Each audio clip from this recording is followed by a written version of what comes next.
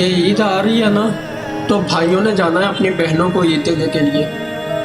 तो जो गरीब भाई होते हैं ना, बहनें उनसे ईद नहीं लेती, किसी के भी सामने उनसे ईद नहीं लेती। वो कहती हैं भाई तुम मुझे ईद ना दो, या मुझे अकेले में ईद देना।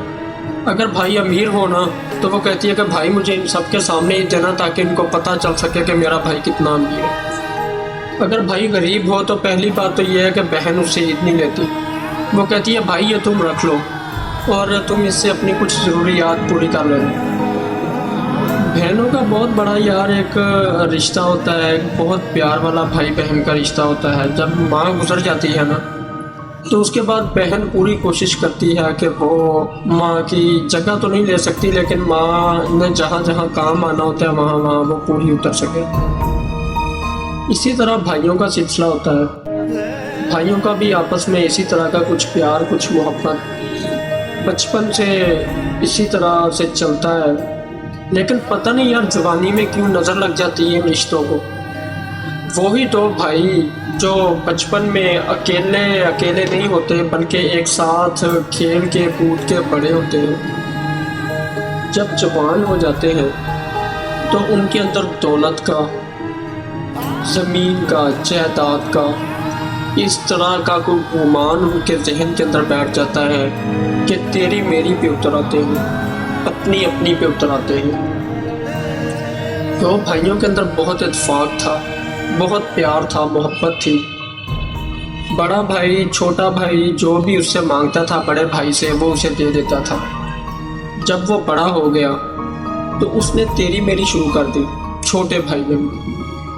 तो बड़े भाई ने उसे फिर भी कुछ ना कहना, छोटे भाई ने जो भी मांगना उसने दे देना।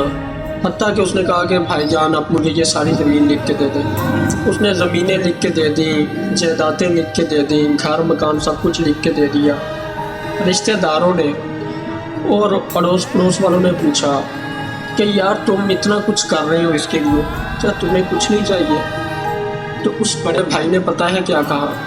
उसने कहा कि यार मैं ये दुनियावी चीज़ों के लिए, मैं ये दुनिया के दौलत सन के लिए अपने भाई को क्यों रुस्वा करूं?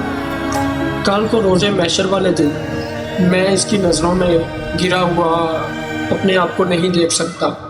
क्या पता कितने दिन की ज़िंदगी है, कल को ये मर जाए या मैं मर जाऊं, कोई पता नहीं है। ठीक है जी।